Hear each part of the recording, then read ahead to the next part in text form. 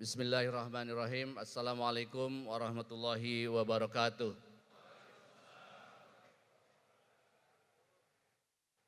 Alhamdulillahilladzi khalaqal mauta wal hayata liyabluwana ayyuna ahsanu amala. Asyhadu an la ilaha illallah wahdahu la syarikalah wa asyhadu anna Muhammadan abduhu wa rasuluh alladzi la nabiyya ba'da. A'udzu billahi minasyaitonir rajim. Bismillahirrahmanirrahim. Ya ayyuhalladzina amanu taqullaha wal tandur nafsum ma qaddamat lighad wattaqullaha innallaha khabirum bima ta'malun. Shadaqallahul azim.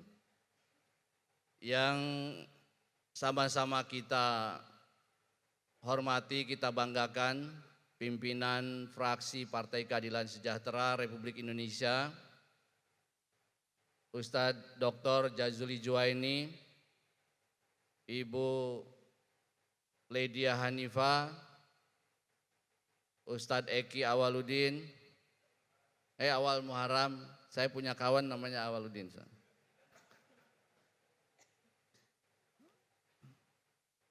Ustadz Adang Darajatun, kemudian Ustadz Sukamta, dan Habib Abu, serta Ibu Neti Prasetyani.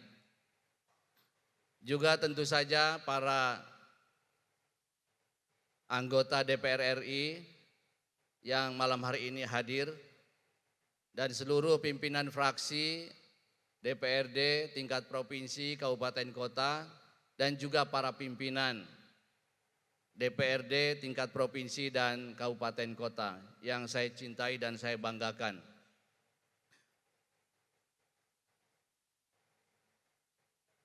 Di tengah saya merasa senang ada acara seperti ini, di mana tadi disampaikan oleh panitia Pak Sukamta bahwa ini adalah acara dengan tema ketahanan nasional yang pertama dilaksanakan oleh PKS. Ini sebuah awal yang sangat baik yang insya Allah kita akan teruskan karena memang komitmen kita kepada keutuhan Negara Kesatuan Republik Indonesia ini. Tadi di awal sudah diberikan ilustrasi tentang bagaimana soliditas, kohesivitas, kebersamaan bangsa ini dulu bisa membuat kita kuat untuk menghalau para penjajah. Bahkan juga tentara sekutu yang ingin hadir kembali di sini berhasil kita halau. Yang terlihat adalah bahwa di situ semangat kebersamaan sangat luar biasa. Tidak melihat dari suku mana, dari adat istiadat mana, bahkan dari agama apa. Tapi semua punya semangat kecintaan bagaimana negeri ini bisa merdeka, berdaulat, bisa menentukan dirinya sendiri. Saya justru menyaksikan tadi betapa indahnya semangat keagamaan, religiusitas yang menjadi sumber nilai dan sumber motivasi seluruh anak bangsa ini menyatu dengan semangat jiwa kebangsaan yang sangat luar biasa. Dua spirit ini menyatu membuat kita semakin kokoh dan kita bisa menghalau, mengusir penjajah dari tanah air ini. Kita tentu berkeinginan situasi ini terus bisa dipertahankan. Kebersamaan di antara kita tidak boleh tercabik-cabik oleh karena perbedaan di antara kita. Tapi perbedaan ini justru menjadi mozaik yang indah. Di sisi lain, dia juga menjadi sumber kekuatan yang complementarity, yang saling melengkapi. Karena complementarity itulah maka kemudian kita punya kekuatan yang sangat dahsyat, yang kita bisa kemudian menghalau kekuatan-kekuatan luar yang ingin mencabik-cabik negeri kita. Mudah-mudahan ini terus bisa kita pelihara. Dan acara kita hari ini adalah dalam rangka mengokohkan hal tersebut minimal di kalangan anggota legislatif PKS. Saya berulang kali tadi sampaikan juga oleh Ustadz Jazuli bahwa antum semua adalah etalase terdepan dari Partai Keadilan Sejahtera. Antum yang setiap saat disorot oleh kamera, antum yang setiap saat tampil di layar televisi, tercetak di media cetak, terkirimkan di media-media elektronik. Itu adalah antum semuanya. Karena itu saya ingin antum juga menjadi orang yang terdepan, yang memahami tentang makna ketahanan nasional. Sehingga antum betul-betul menjadi orang yang bisa dijadikan contoh oleh masyarakat. Beginilah sosok pribadi-pribadi keluarga besar Partai Keadilan Sejahtera. Di satu sisi jiwa religiositasnya tinggi, tapi semangat kebangsaannya juga tidak diragukan. Allahu Akbar. Bapak Ibu sekalian, tadi saya bertanya kepada Pak Sukamta selaku Ketua Panitia. Ketika di sini judulnya adalah ketahanan.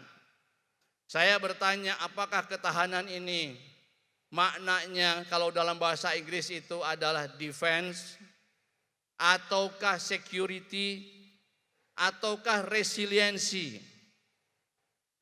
Tadi Pak Sukamta karena Komisi 1 dia melihat ternyata Lemhanas sendiri, Lembaga Pertahanan Nasional ya, itu ternyata diterjemahkannya adalah National Defense Institute. Jadi nuansanya adalah kepada pertahanan dalam makna militer, ketentaraan. Memang kebanyakan orang ketika bicara tentang ketahanan itu selalu lebih condong kepada keamanan, security, dan kemudian condong kepada hal-hal yang sifatnya fisik, batas teritorial, dan kemiliteran. Saya kira di satu sisi itu tidak menjadi masalah. Tapi saya ingin mengajak bahwa ketahanan nasional ini harus kita maknai jauh lebih luas. Karena itu saya lebih suka memaknainya dengan resiliensi, yaitu ketahanan nasional. Bagaimana negeri ini memiliki imunitas, memiliki daya tahan yang sangat luar biasa terhadap apapun yang menjadi gangguan terhadap negeri ini. Nah, kalau ini dimaknai sebagai resiliensi, daya tahan, ketahanan negeri kita, ini aspeknya akan sangat banyak. Aspek militer, aspek persenjataan, aspek personil tentara, itu adalah satu aspek yang tidak kalah penting. Tetapi saya kira, apalah artinya persenjataan kita hebat, militer kita profesional, tapi kalau kemudian rakyat secara keseluruhan ternyata tidak memiliki resiliensi, daya tahan, itu tidak akan ada maknanya seperti tadi digambarkan. Bagaimana pihak asing datang ke negeri ini, ada dari anak-anak bangsa ini yang kemudian di-approach, didekati untuk menjadi komprador asing. Karena itu kita harus melihat ketahanan ini adalah makna yang lebih luas. Saya kira kita sepakat pertahanan kita dari aspek kemiliteran, persenjataan, profesionalisme tentara itu mutlak harus kita tingkatkan terus. Itu sepakat. Dan saya di sini tidak akan membahas tentang hal itu. Tapi bagaimana rakyatnya sendiri memiliki daya tahan terhadap apapun yang menjadi ancaman dari luar. Nah, di sini saya kira ini justru yang menjadi problem kita hari ini. Problem yang jauh lebih besar dari sekedar persoalan kekurangan persenjataan. Karena di sisi inilah kemudian kebinekaan kita ternyata bukan menjadi sumber kekuatan, tetapi justru menjadi sumber pertikaian, sumber perpecahan.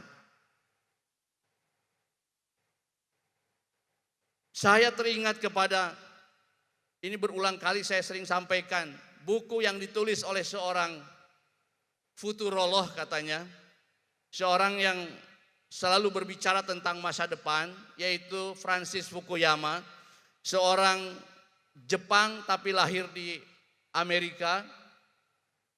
Dia menulis dalam bukunya The Trust, dia menyebut bahwa orang begitu sibuk menilai sebuah negara ini maju atau tidak, makmur atau tidak, itu lebih dari sisi kacamata perekonomian. Nah, menurut dia,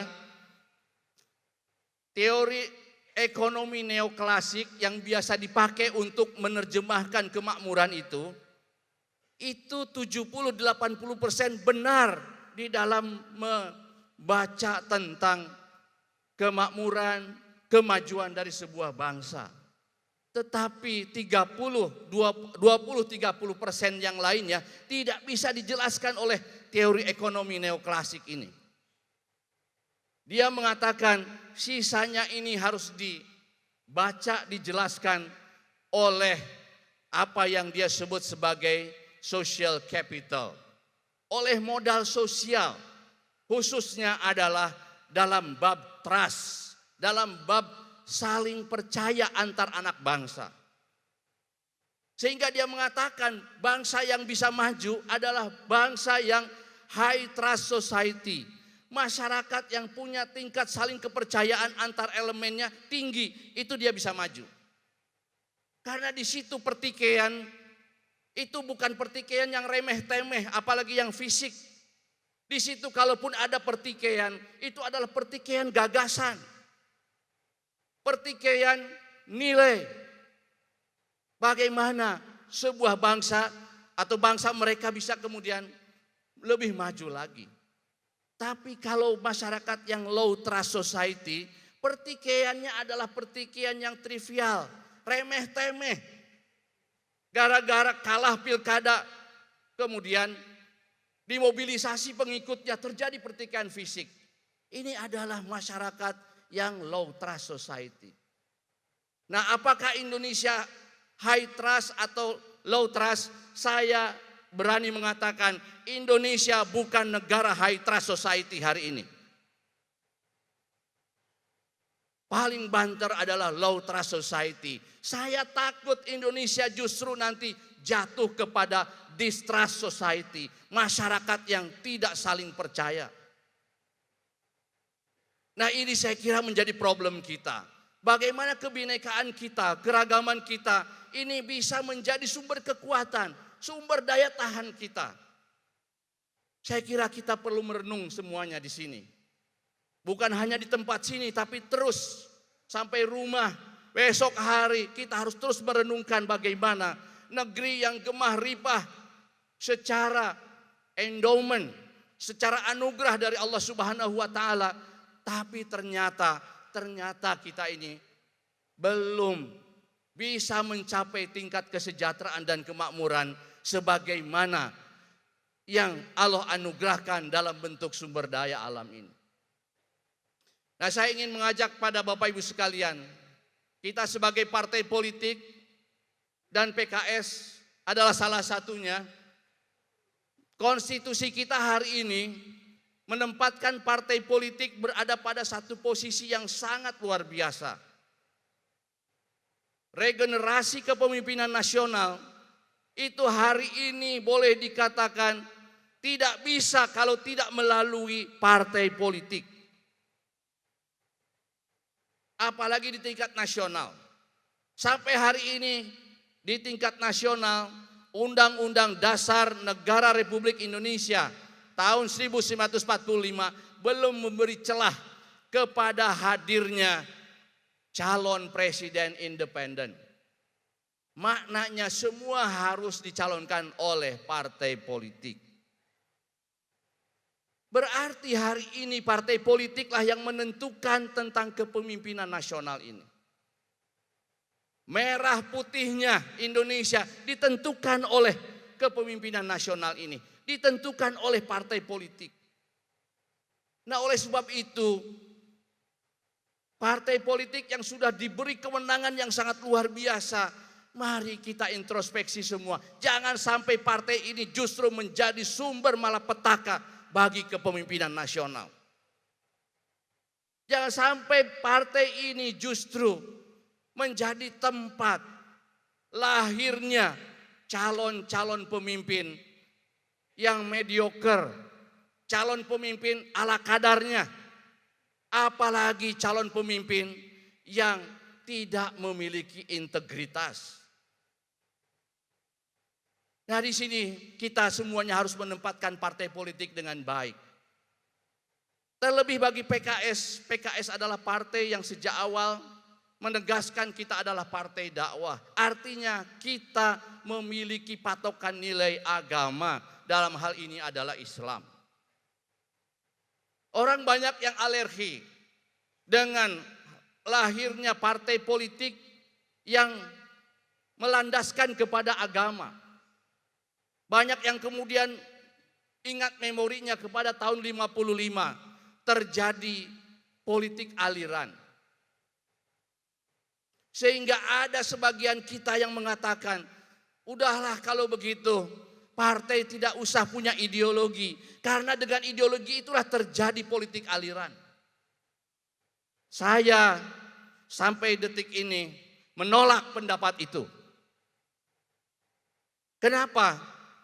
Karena justru partai politik ini merupakan tempat agregasi ideologi.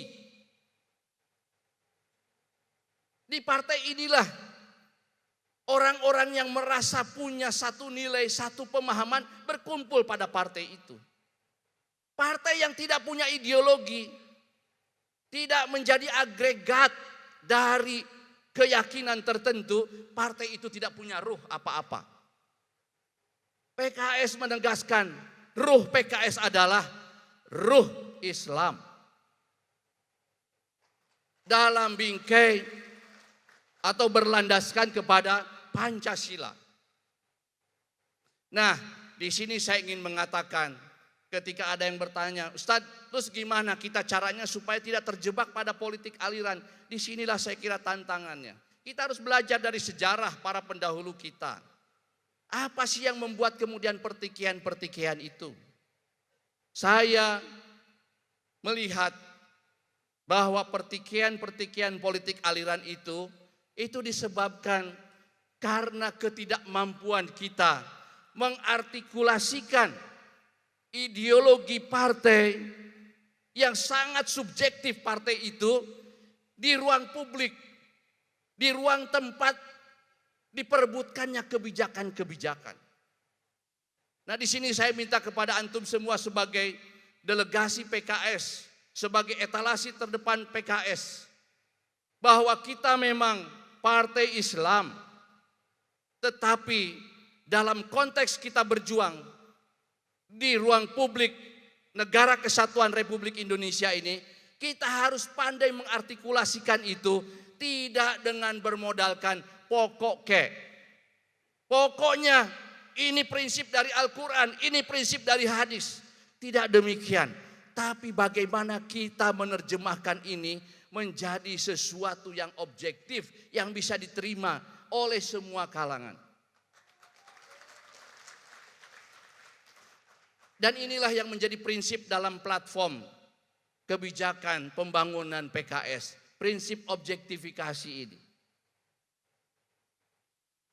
Jadi saya minta, jangan atas dasar kita sebagai partai Islam, kemudian kita menjadi pihak yang seolah-olah hanya kita yang memiliki nilai-nilai kebenaran itu.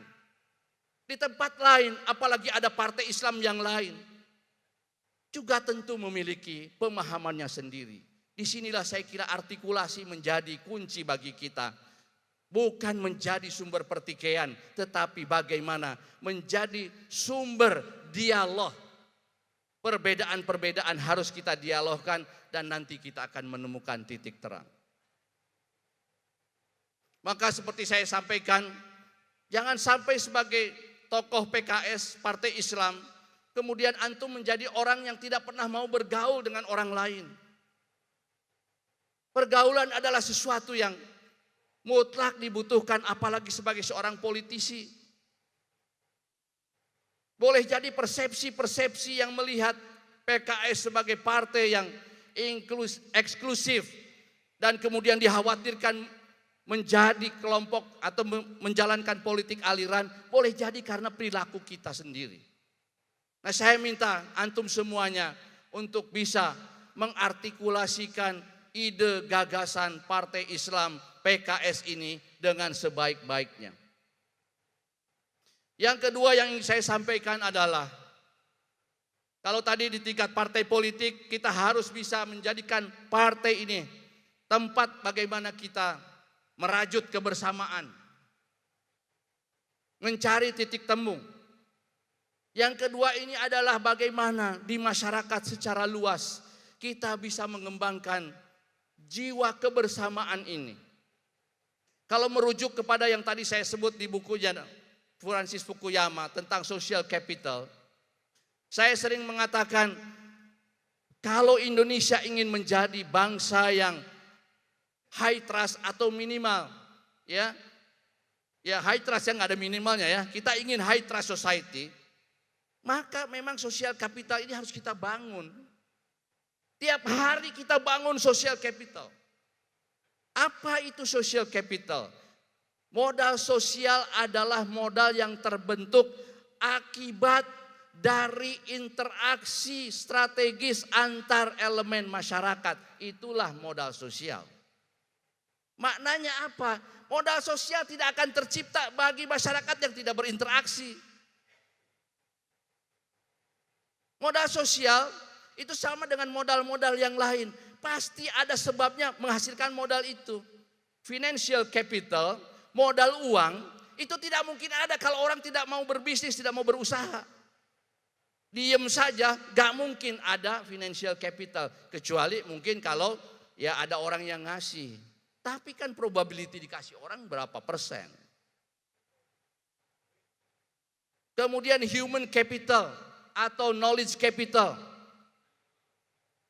Modal pemikiran. Mungkin gak ada modal pemikiran kalau kita gak pernah baca.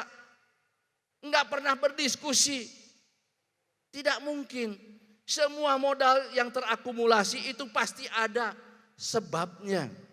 Nah, modal sosial itu sebabnya adalah interaksi strategis antar seluruh elemen masyarakat. Nah, di sini saya ingin mengatakan kepada antum semua, saya ingin kader PKS menjadi pelopor dalam menumbuhkan 3 modal sosial dalam masyarakat. Yang pertama adalah sense of belonging. Rasa memiliki Indonesia ini harus kokoh dan kuat dimiliki oleh seluruh keluarga besar PKS. Terlebih adalah para aleg antum semuanya. Saya tidak ingin ada satupun keluarga besar PKS yang tidak terbersit dalam hatinya rasa memiliki negeri ini. Ini tolong nanti diperiksa. Jangan-jangan ada yang tidak menganggap Indonesia sebagai negerinya sendiri. Ini tidak boleh ada di keluarga besar PKS. Dan bahkan di seluruh rakyat Indonesia. Sense of belonging, rasa memiliki Indonesia ini harus ada. Dan juga saya tidak suka, tidak setuju kalau ada orang yang merasa pemilik Indonesia hanya dirinya sendiri. Orang lain bukan pemilik Indonesia.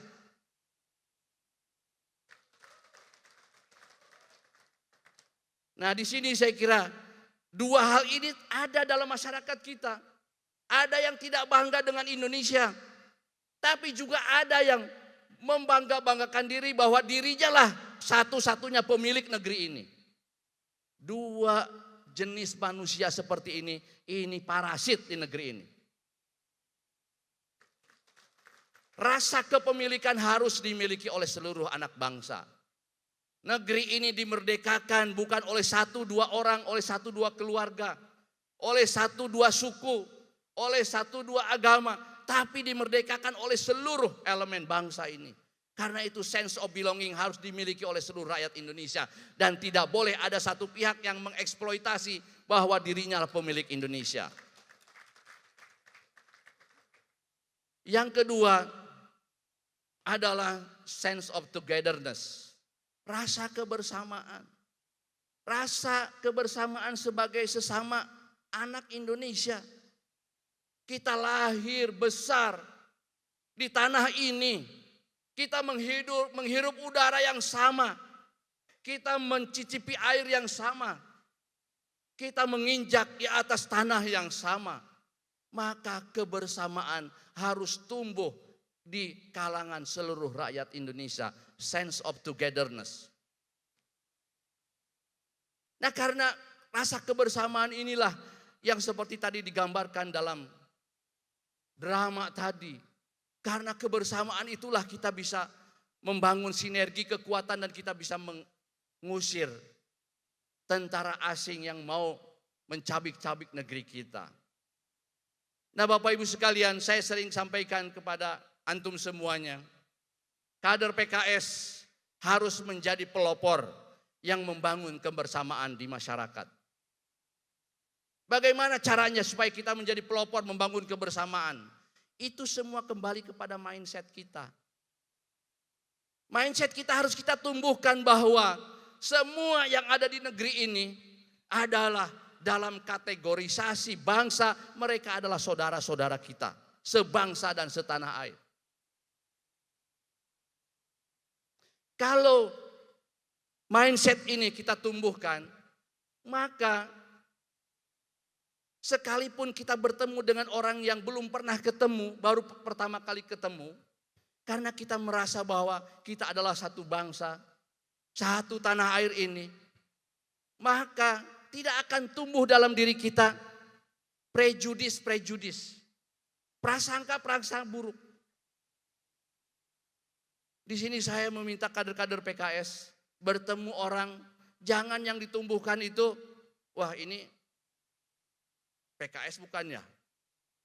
Wah ini membenci PKS atau menyukai PKS. Enggak boleh seperti itu. Kita harus spontan bertemu orang. Inilah yang kata Francis Fukuyama, high trust society itu ditandai dengan karakter masyarakatnya yang memiliki jiwa spontaneous sociability.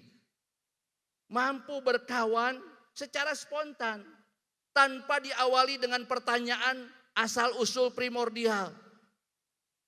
Begitu ditanya, Bapak PKS? Oh, wah kalau PKS pelukan. Kalau bukan PKS nanti dulu. Saya kira nggak begitu. Kita harus bisa spontan. Masalah asal-usul primordial di zaman sekarang ini sesuatu yang gampang dicari. Gampang dicari. Kita punya kawan, kawan punya kawan, ujung-ujungnya nyambung ke dia nih orang yang baru ketemu kita. Kita akan dengan segera tahu orang ini tuh siapa. Termasuk dia ini kikir atau tidak, dapat tuh. Kalau di Amerika, hubungan antara kita dengan seseorang itu dipisahkan oleh lima orang nyambung. Itu yang disebut dengan 5 degrees of separation. Keterpisahan 5 tahap. Jadi kalau disambung-sambung saya dengan Obama, paling kita 5 orang saja udah nyambung tuh. Ada kawannya Obama, kawannya si C kawannya si B kawan si A kawan saya. Itu cuma 5 aja. Itu di Amerika. Di Indonesia menurut kepercayaan saya, paling 3 degrees of separation. 3 saja udah nyambung. Jadi kalau bab dia ini karakternya pemarah atau tidak, enggak perlu dicari tahu sejak pertemuan pertama. Besok lusa juga ketahuan orang ini tuh kayak apa kelakuannya.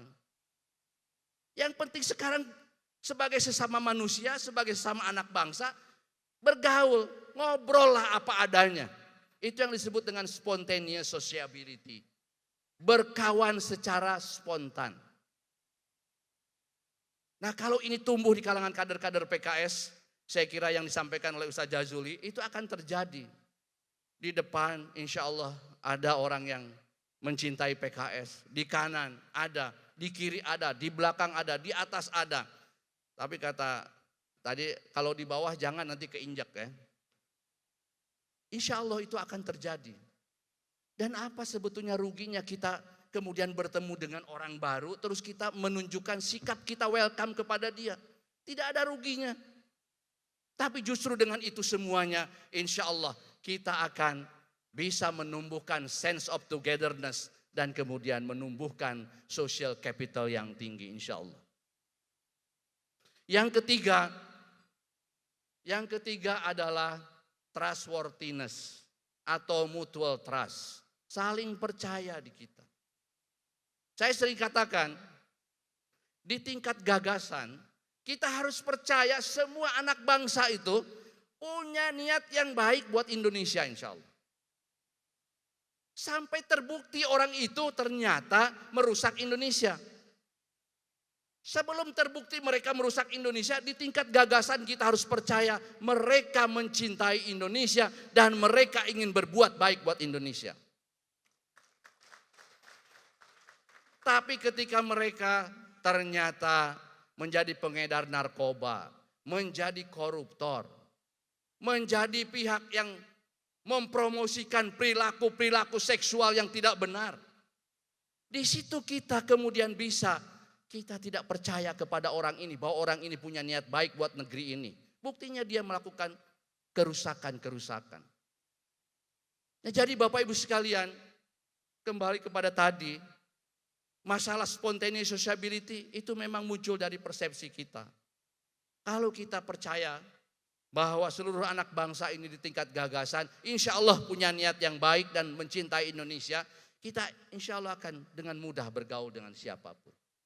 Tapi begitu sudah terbukti bahwa dia ternyata berbuat jahat buat negeri ini, tidak ada ampun, harus ditegakkan hukum yang demikian, harus dihukum seberat-beratnya. Nah Bapak Ibu sekalian, kalau 3 hal ini saja, tentu banyak social capital yang lain, sense of belonging, sense of togetherness, trustworthiness, 3 ini saja bisa ditumbuhkan. Dan kalau itu kader PKS menjadi yang terdepan, insya Allah Indonesia dalam waktu yang tidak terlalu lama menjadi negara high trust society. Allahu Akbar. Dan kalau sudah menjadi negara high trust society, insya Allah kemakmuran Indonesia, baldah toyibah warobun gofur, bukan sesuatu yang mustahil akan tercipta di negeri ini insya Allah. Amin ya rabbal alamin. Terakhir Bapak Ibu sekalian, tadi saya menyebutkan bahwa pertahanan itu ada maknanya defense, ada maknanya resiliensi, tadi sudah saya jelaskan. Tapi juga pertahanan kadang juga dimaknai sebagai security. Ya, keamanan. Bagaimana negeri ini bisa menjadi negeri yang aman buat masyarakatnya. Nah, saya beberapa waktu lalu ketika saya menjadi rektor Paramadina, kita pernah mendirikan sebuah lembaga kajian di dalam universitas, namanya Human Security Studies. Jadi lembaga yang mengkaji tentang keamanan manusia. Ini adalah paradigma baru dalam pertahanan, dalam keamanan. Ini sebagai reaksi terhadap national atau state security. National atau state security itu lebih banyak berdimensinya kepada militer, kepada geografis.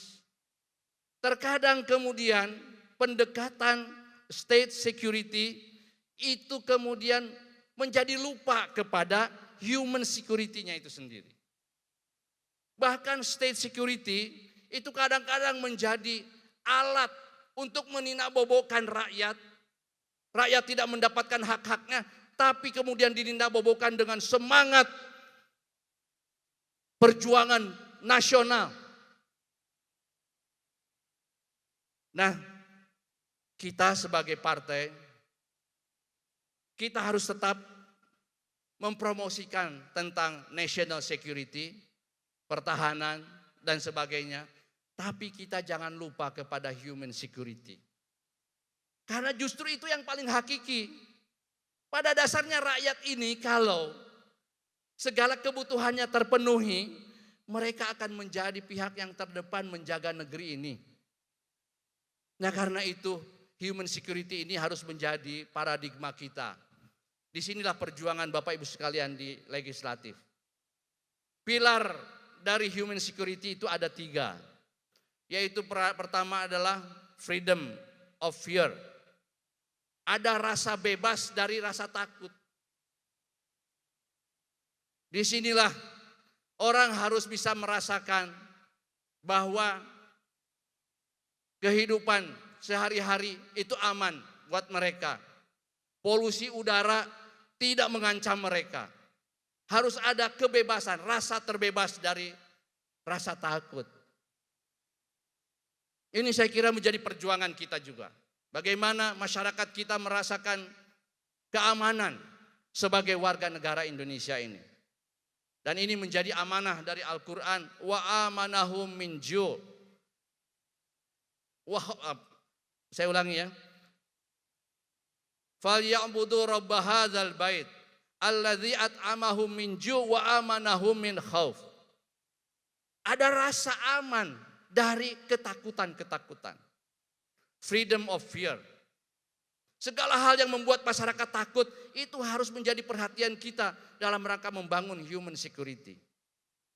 Yang kedua, pilar kedua adalah freedom of want. Kebebasan untuk sehat, ingin sehat. Kebebasan ingin pinter pendidikan. Kebebasan ingin hidup tenang secara spiritual, beragama. Itu harus dijamin oleh negara ini.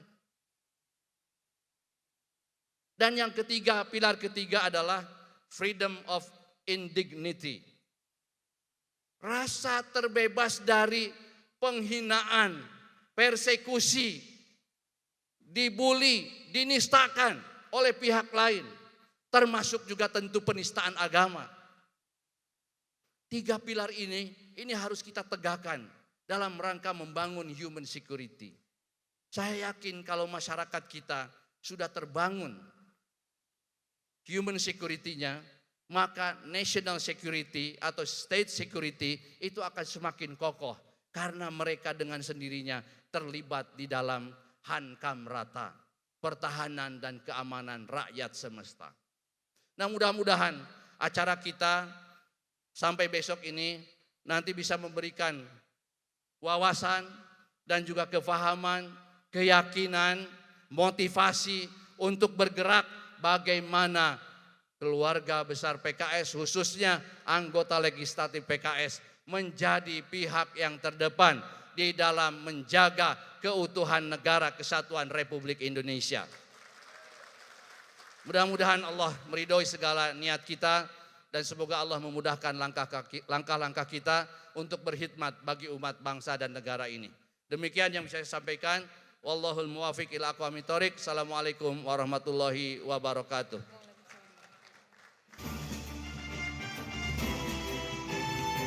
Mohon kepada Presiden Partai Keadilan Sejahtera untuk membuka secara resmi acara kursus singkat ketahanan nasional dengan ditandai pemukulan gong didampingi oleh Ketua Fraksi dan Pimpinan Fraksi Partai Keadilan Sejahtera Dewan Perwakilan Rakyat Republik Indonesia. Kami mohon kepada Ketua Fraksi dan Pimpinan Fraksi untuk naik ke atas panggung.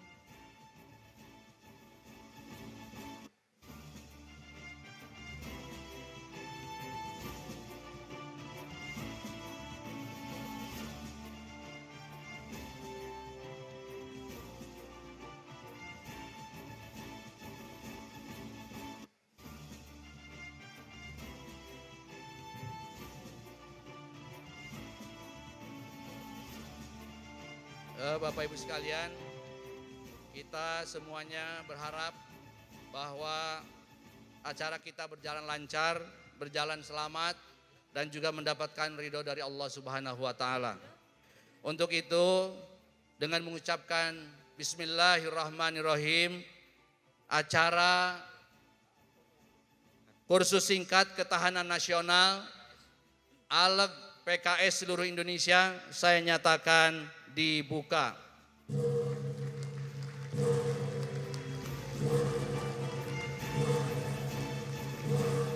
Terima kasih. Assalamualaikum warahmatullahi wabarakatuh.